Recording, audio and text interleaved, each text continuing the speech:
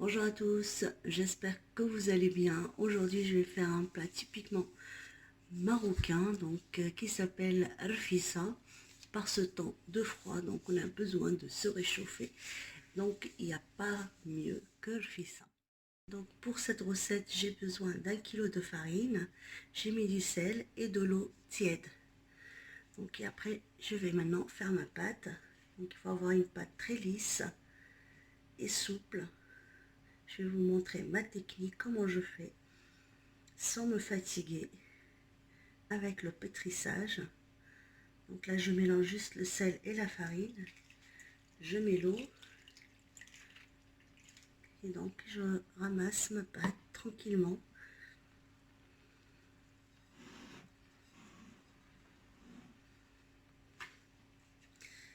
C'est un plat qui est très facile à faire. Je vais vous montrer toutes les techniques pour vous faciliter la vie.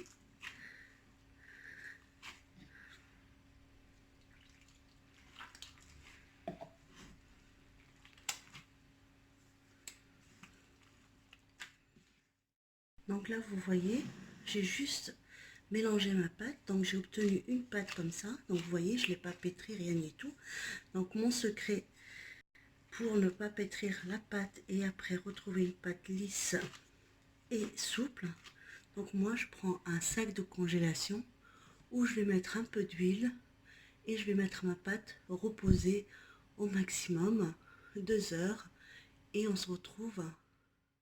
Donc je vous retrouve pour continuer donc ma recette de rfissa selon la tradition marocaine. Donc là j'ai un poulet moyen, c'est pas une obligation d'avoir un poulet. Vous pouvez mettre des cuisses de poulet, vous pouvez mettre un demi-poulet, c'est pas une obligation. Donc là j'ai mixé un petit oignon, c'est juste pour faire ma marinade de poulet. Donc là j'ai mes ingrédients que je vais mettre dans la sauce, mais je vais en prendre un petit peu pour faire ma marinade. Donc j'en prends une petite demi-cuillère de l'ail, une demi-cuillère à café aussi de curcuma, un tout petit peu de poivre, une demi-cuillère à café de gingembre et une petite aussi cuillère de paprika. Voilà. Donc là, je vais faire ma marinade pour le poulet et 3 cuillères à soupe de l'huile mélangée. Donc j'ai mélangé l'huile végétale avec de l'huile d'olive. Donc là, je fais bien ma marinade pour le poulet. Et là, on prend le poulet donc et on en met un petit peu partout. On en met à l'intérieur du poulet.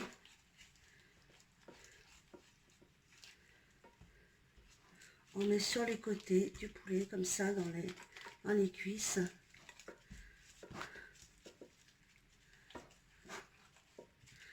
C'est une super marinade.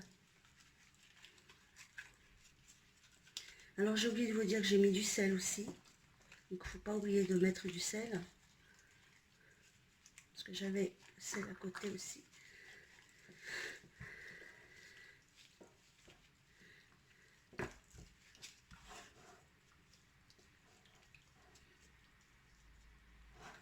Donc, on en met dans tous les coins. Pour que le poulet soit bien imprégné de toutes ces saveurs. Donc là, j'ai fini ma marinade du poulet. Donc voilà. Et là, je vais passer donc à la cuisson. N'oubliez pas d'attacher les pattes du poulet comme ça pour pas que le poulet s'ouvre dans la cuisson. Et je vous retrouve tout de suite. Donc là, l'étape suivante. Donc j'ai mis le poulet avec 3 oignons moyens dans une cocotte. Et donc je vais rajouter donc les ingrédients de l'ail, du curcuma, du poivre. Donc, et un cube de safran que j'ai frité comme ça, du gingembre, du paprika, et là j'ai ras el hanout. Donc tout le monde connaît qu'est-ce que c'est ras el hanout. Donc c'est une épice incontournable du rfissa marocain. Donc je vais mettre tous les ingrédients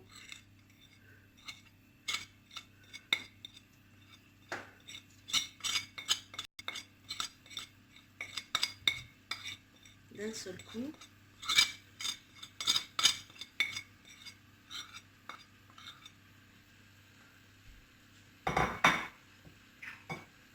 Là, je vais mettre donc un bouquet de coriandre et de persil. Je mets 6 cuillères à soupe de l'huile d'olive mélangée avec de l'huile végétale. Et je vais laisser tout ça mijoter tranquillement. Donc là, j'ai laissé donc le poulet mijoter tranquillement sans mettre d'eau, juste un peu d'huile et les ingrédients que j'ai mis avec. Et là, je vais rajouter donc du beurre clarifié. Moi, j'aime beaucoup le beurre clarifié dans mes mirfissa, donc je vais en mettre un peu. Donc en arabe, on le dit smen, et en français, donc c'est du beurre clarifié que je vais mettre. Et donc là, j'ai rajouté 1 litre d'eau pour laisser cuire mon poulet tranquillement à feu doux. Et donc là, avant de fermer donc ma cocotte minute, je vais rajouter du fenugrec. En arabe, on l'appelle halba. Donc voilà, je vais rajouter à peu près 2 cuillères à soupe de fenugrec. Donc là, je vais fermer ma cocotte minute et je vais le laisser cuire 15 à 20 minutes. Donc voilà la pâte que j'ai laissée reposer dans un sac de congélation. Donc vous voyez, pas besoin de pétrir la pâte, elle est lisse, souple pour faire même semaine pour l'arfissa. Donc vous voyez, c'est très facile, très rapide à faire. On n'a pas besoin de pétrir 10 à 15 minutes pour avoir une pâte comme ça. On la laisse juste se reposer 1 heure jusqu'à 2 heures. Ou si vous avez le temps, vous pouvez l'oublier, la laisser toute une matinée ou toute une nuit.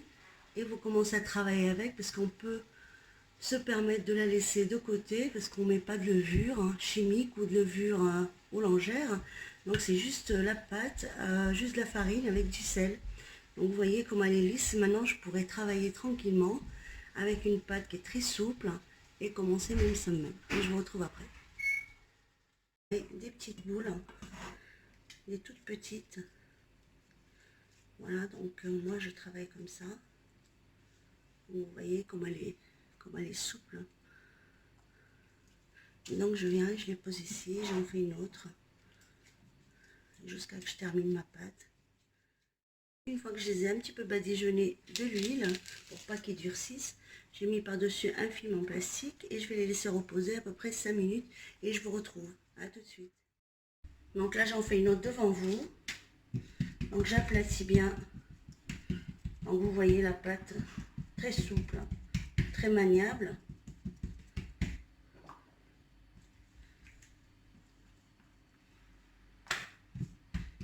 Donc qui ne se craque pas.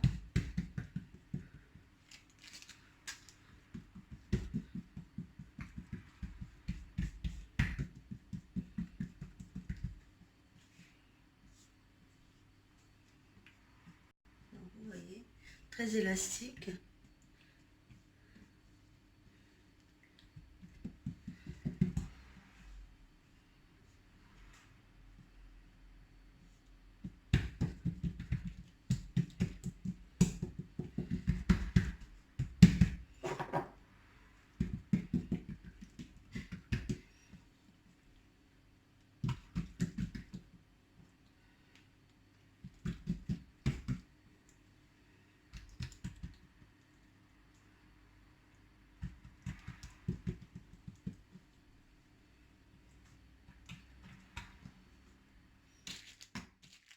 Je vais en faire une autre devant vous.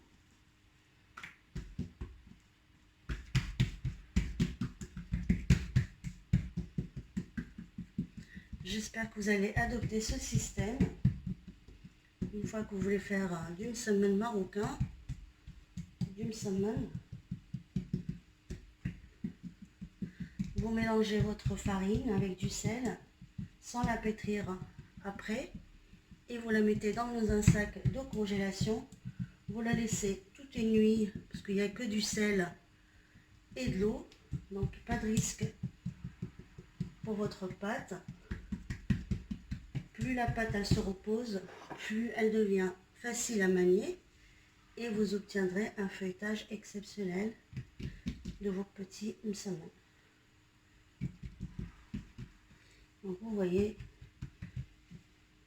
c'est très feuilleté, la pâte est très souple. Et voilà, donc je vais finir ma pâte comme ça et je vous retrouve après. Donc voilà la cuisson, ça doit être comme ça. Donc je les pose à côté de moi et j'en fais une autre. Donc c'est très élastique, n'ayez pas peur. Donc après on les tire bien dans la poêle pour obtenir une jolie forme. Et je laisse cuire. Donc je vais continuer ma cuisson d'une semaine jusqu'au bout et je vous retrouve à la fin. À tout à l'heure. Une fois que j'ai fait la cuisson de même semaine, donc voilà, je les ai coupés en petits morceaux.